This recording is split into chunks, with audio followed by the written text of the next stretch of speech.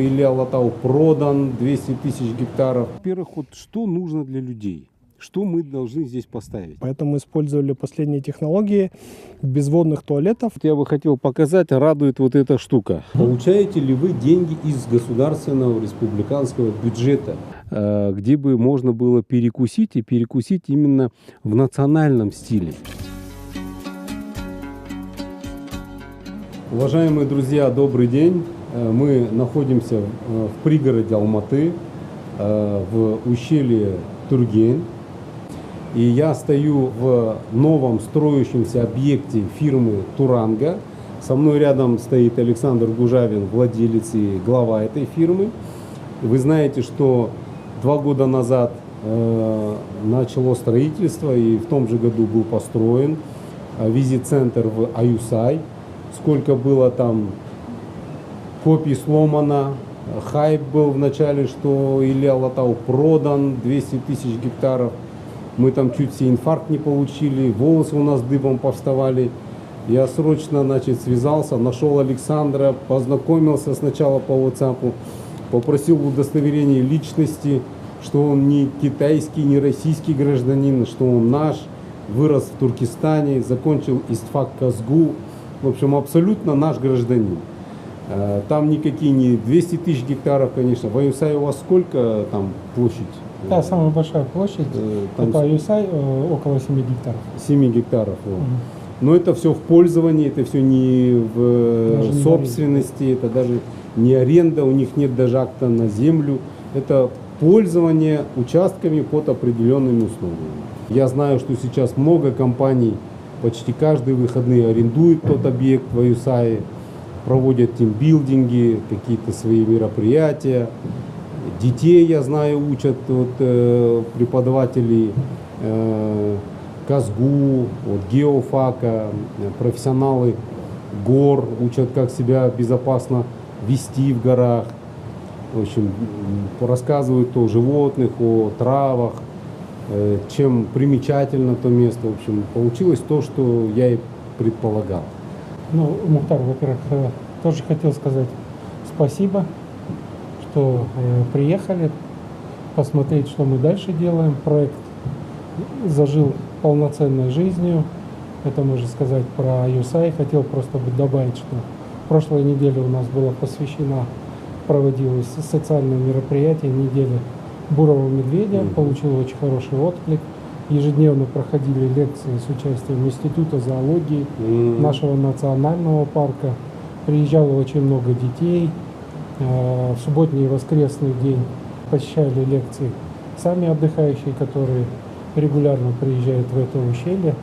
В общем, эта неделя получила очень хороший отзыв, и мы видим те шаги, которые мы делаем. В прошлом году, как вы помните, мы делали неделю снежного барса. Вот, в этом году мы разработали уже событийный календарь и будем в соответствии с этим календарем двигаться. И вот сейчас, пользуясь тем, что я в Алматы, я попросил Александра, если есть такая возможность, проехать и показать и рассказать вам, уважаемые пользователи, как развивается проект, вот эта задумка об экологическом туризме дальше. Вот, поэтому сейчас вот у Александра было время, мы все выехали, мы находимся в ущелье Тургень, вот эта речка Тургень. Кстати, слово Тургень, оно с тюркского означает буйный, непокорный. И вот фамилия известного русского классика Тургенева, она вот тюркских вот этих истоков, что означает буйный, непокорный. Вот на берегу речки этой буйной, непокорной я бы хотел поинтересоваться. Уважаемый Александр, вот здесь, я так понимаю, вы мне сейчас вот показали, это будет примерно то же самое, что мы видели на Аюсай, то есть из экологически чистых вот материалов построен этот объект.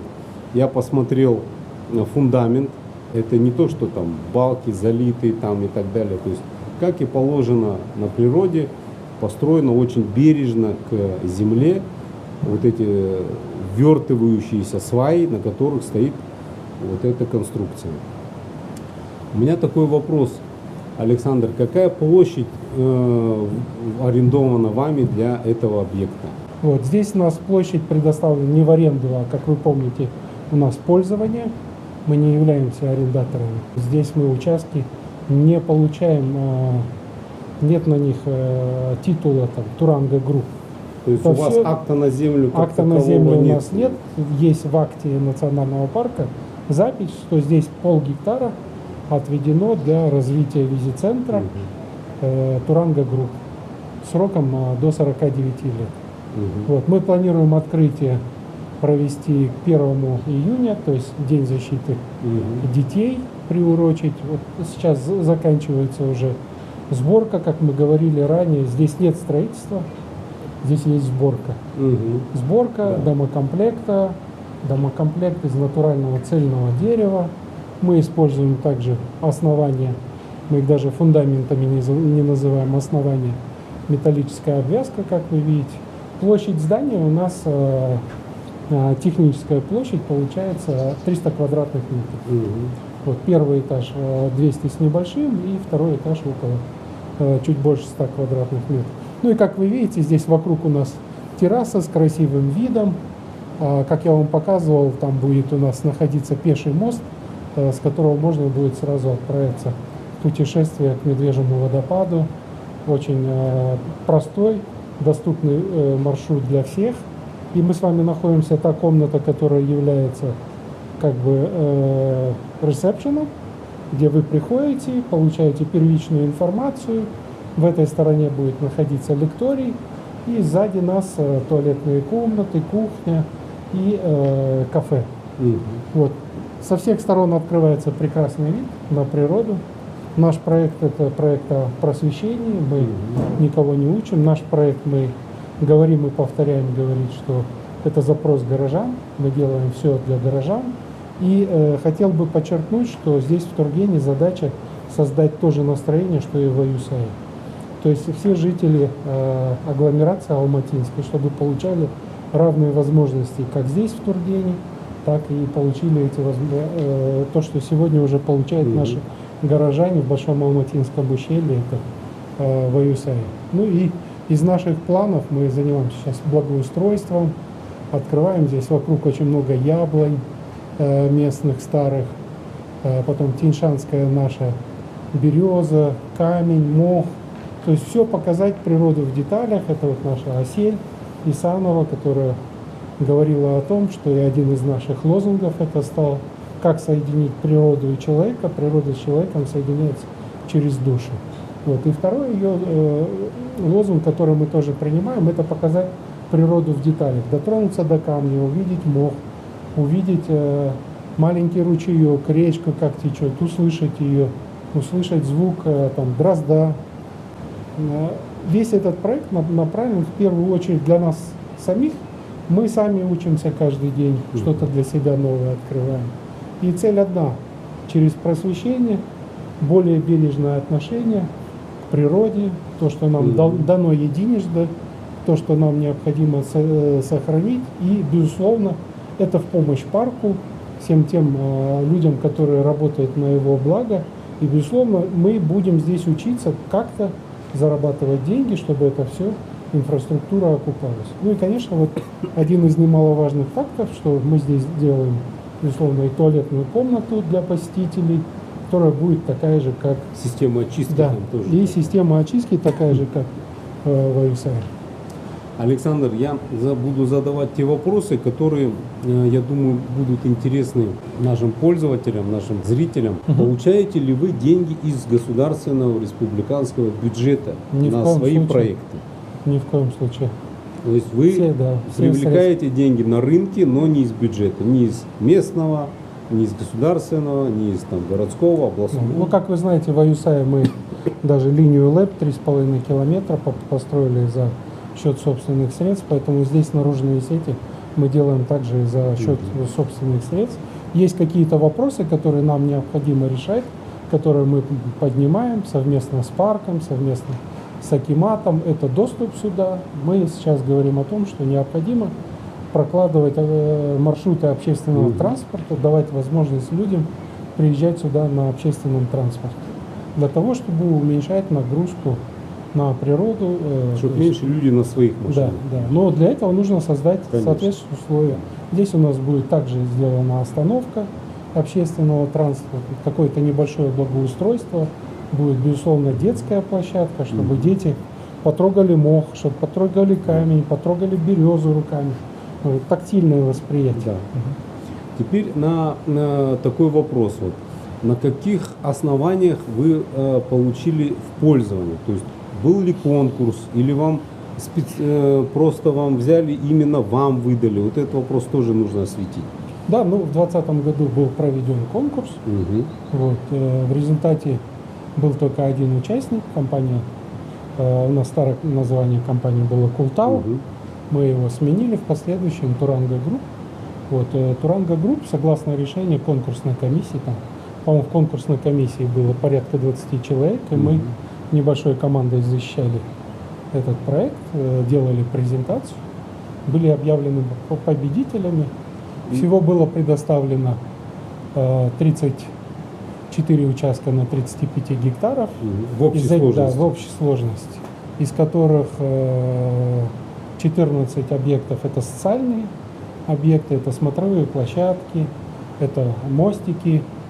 Как вы помните, в Аюсае мы на японскую тропу проложили первый мост в конце 2020 года, который стал уже доступен для всех горожан и который сегодня им пользуется. Он абсолютно бесплатный.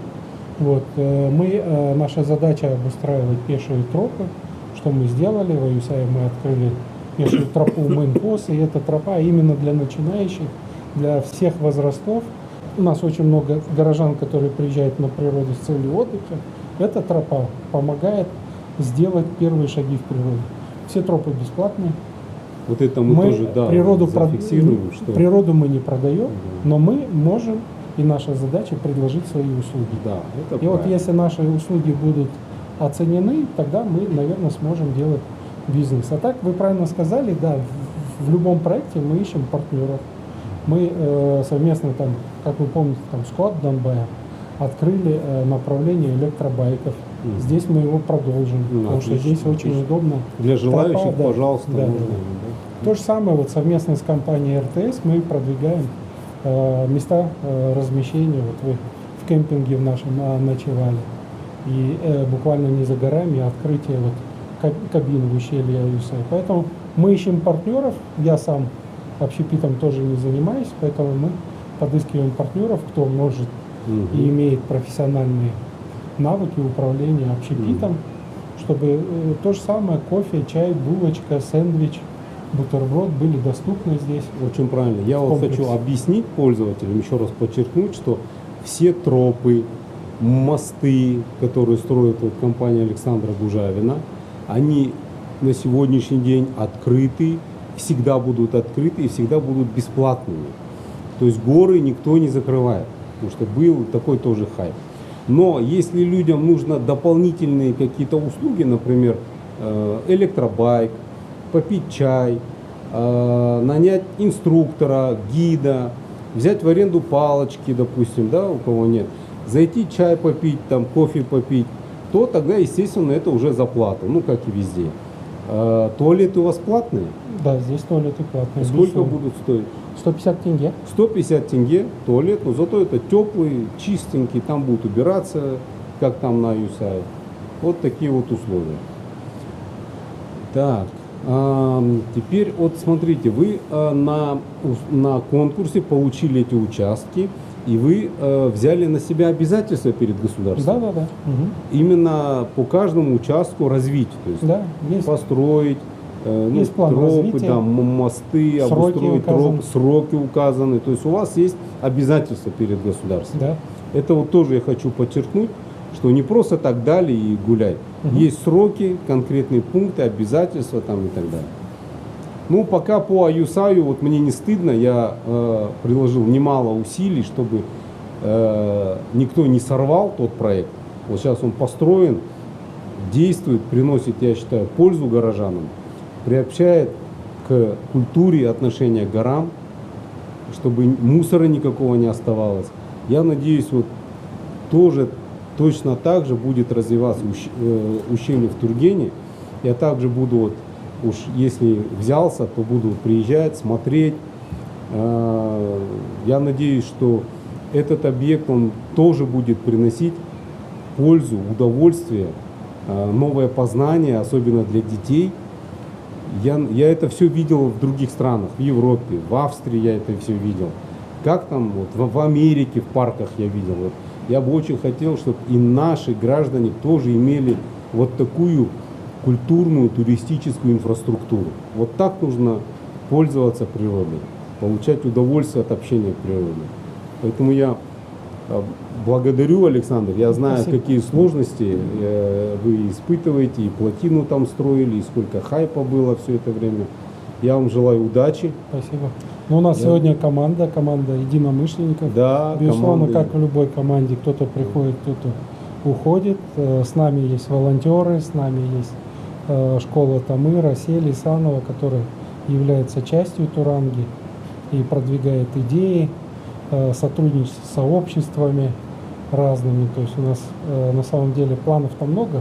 Главное вот постепенно реализовывать их. И, конечно, спасибо большое за доверие, за поддержку. И я, конечно, хотел еще раз сказать, что я когда-то говорил об этом, что, наверное, настало время, когда мы должны уже начать сами себя уважать. Конечно. И мы сами достойны таких объектов. И я думаю, в будущем кто-то будет, когда приезжать к нам в гости, то будет говорить: ух ты, у них здесь лучше, чем у нас там в Австрии или в Швейцарии. Но это мы можем сделать только все вместе. Когда мы до конца заручимся поддержкой общества, горожан, мы все поймем, что это нужно нашим детям, это нужно следующим поколениям, чтобы сохранить все, что сегодня нам дала эта природа. Сохранить эту природу. Ну что ж, удачи. Спасибо. Вот так вот будем наезжать иногда к вам в гости. Спасибо. Рахмет, Спасибо. давайте, удачи вам.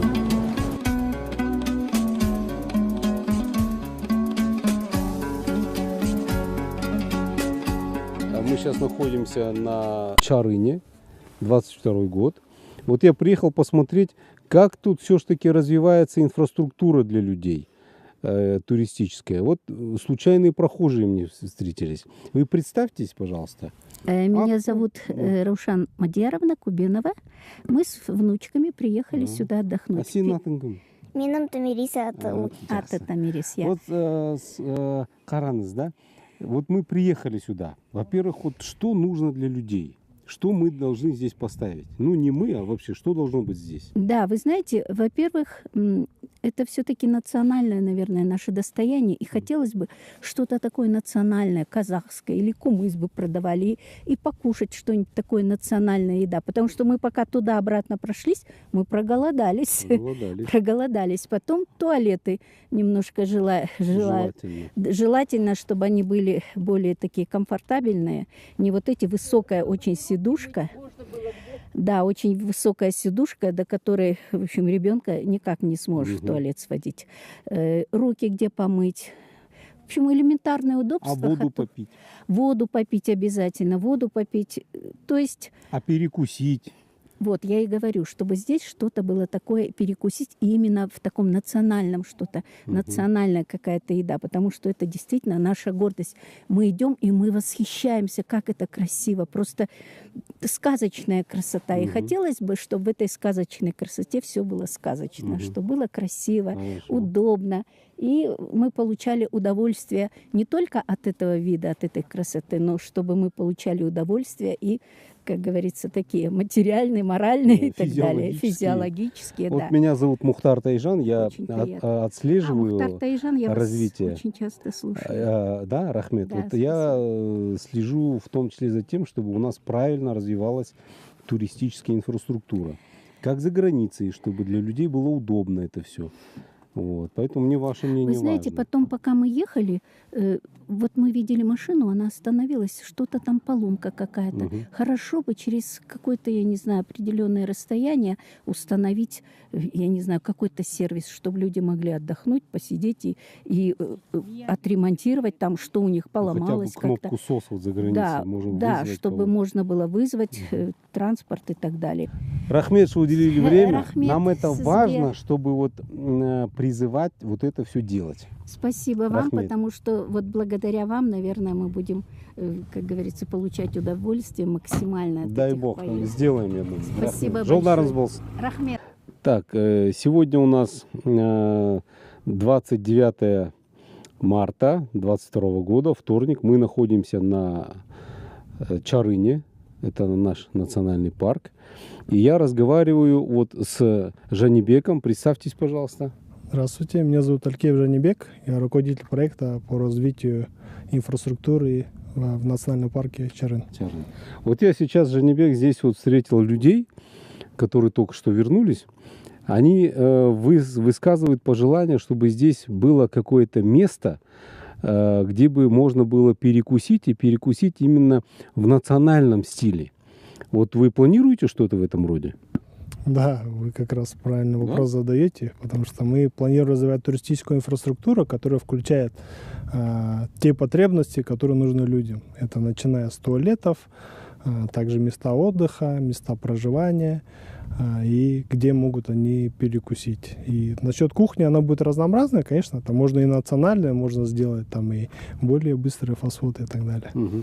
Ну вот они как раз нам сказали и про туалеты, сказали, чтобы скамеечки были, вот они там в возрасте немножко, чтобы скамеечки были там, чтобы было где отдохнуть, вода, чтобы была, у них пожелание. Вот. Это вы планируете делать?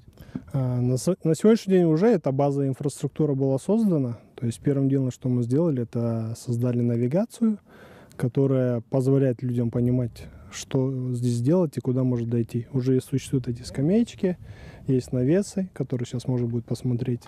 Также мы сделали туалеты, безводные туалеты. Основная проблема это на сегодняшний день здесь пока отсутствует вода, но тем не менее мы привезли технологию, которая позволяет в таком месте, где нету воды, полноценный унитаз иметь. Ну, сейчас посмотрим. Здесь я вижу вот указатели, да? Значит, 2,7 километра, да, здесь говорит? Туда-обратно. Да. Значит, до туалета 50 метров. Это где он? Это вот буквально вот внизу. Сейчас посмотрим. Так. Это фонтанчики с питьевой водой, да?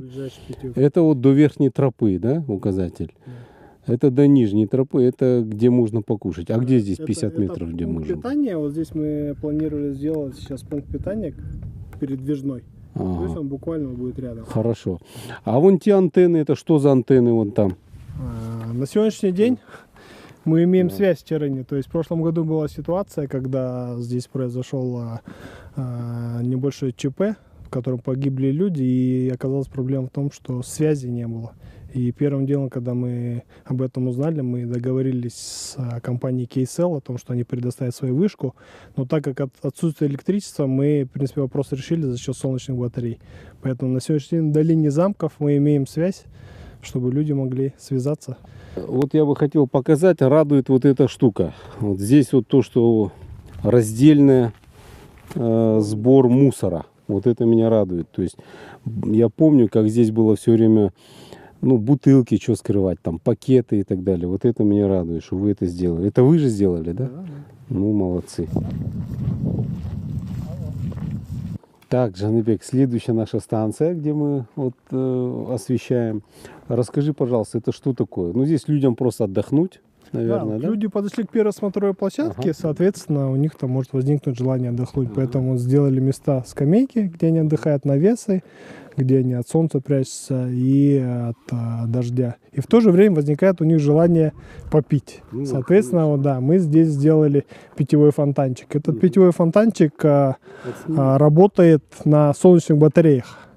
То есть она питает механизм, который подает воду из емкости. Мы здесь поставили емкость 3 куба, в которую заливаем питьевую воду уже готовую, привозим из Чунджи. Далее стоит система фильтрации, которая от бактерий полностью очищает и от любых примесей. И на выходе еще чище вода становится. То есть сейчас мы на зиму вот сняли. Отсюда, здесь да, вот один стоит, здесь бутылочку набираешь, и второй стоит, и отсюда непосредственно пьешь. Отлично. То есть вот это, видите, тоже мы повторили, словно как это камень как будто бы. Правильно, правильно. Вот я хочу, чтобы здесь тоже мы заострили качество воды, чтобы наши люди, не боясь, спокойно пили эту воду вот здесь, находясь на Чарыне. Она прошла все вот системы очистки, то есть качество. Это очень важно. Вот мы находимся возле моей мечты, можно сказать. Я очень хочу, чтобы на нашей природе, как и во всем мире, человек мог пойти и удовлетворить свои естественные потребности, не загрязняя природу. Чтобы были вот такие культурные места. Вот расскажите про него. Какая система очистки? Мы сейчас находимся возле туалета на Чарыне. Вот какая система очистки?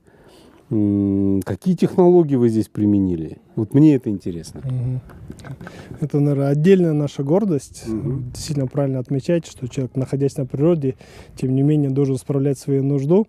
И мы создали эти условия, несмотря на то, что в данном месте и в любом, наверное, национальном парке отсутствует вода. Поэтому мы использовали последние технологии безводных туалетов. И у нас есть также безводный даже писсуар здесь. То есть смысл какой, что когда ты приходишь, нужна вода, чтобы смывать, и куда должна утекать. Здесь мы условно разделяем. Твердые, он уходит в специальную сзади емкость, в которой она превращается в компост, а жидкое отдельно отделяется, оно дренируется. Самая основная вещь, что мы это разделяем. Когда оно как единая масса, оно становится там, условно, может заводиться там разные процессы внутри. Когда отделяешь это, соответственно, твердая часть, она высыхает практически там очень быстро. И она компостом становится, его даже можно вторично использовать для там, условно, сельского хозяйства, грубо говоря. Для удобрения. Да. А жидкое, оно дренируется, и все. Какую фирму вы использовали в систему очистки? Что за фирма это? Здесь две компании использованы. Писсуар — это компания Уримат, это знаменитая международная компания. Это писсуар, который также без воды. Безводный, да? Безводный. Смывать не нужно, да, оно утекает и дренируется. Так. Сначала очистка проходит, там специальная фильтрация стоит, очищается и уходит внутрь. И есть французская технология, компания Кадамео. Мы их нашли специально, чтобы здесь установить. Привозим их в Казахстан и устанавливали непосредственно. Там система конвейера, по которой твердая часть уходит назад в емкость, и жидкость отдельно дренируется.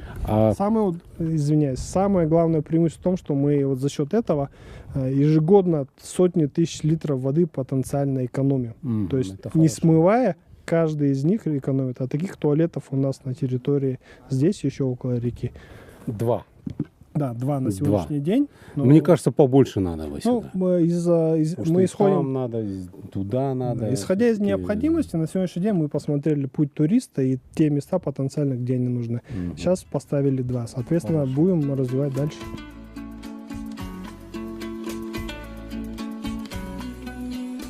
Так, вот мы с Жаныбеком подошли к первой смотровой площадке. Я вот смотрю, как она сделана. Мне нравится, что не стали заливать вот здесь никаким бетоном вот этим чужеродным, что просто ограждение для безопасности сделали и все. Вот это вы же не будете заливать здесь, да? Ничего такого? Да, максимально натурально. Очень хорошо, очень хорошо. Вот такой вот стенд я вижу здесь. Казахша, орша, ағылшынша. Рассказ, какие животные здесь, вот это все правильно. Так, что вы можете добавить? Какие планы у вас тут еще?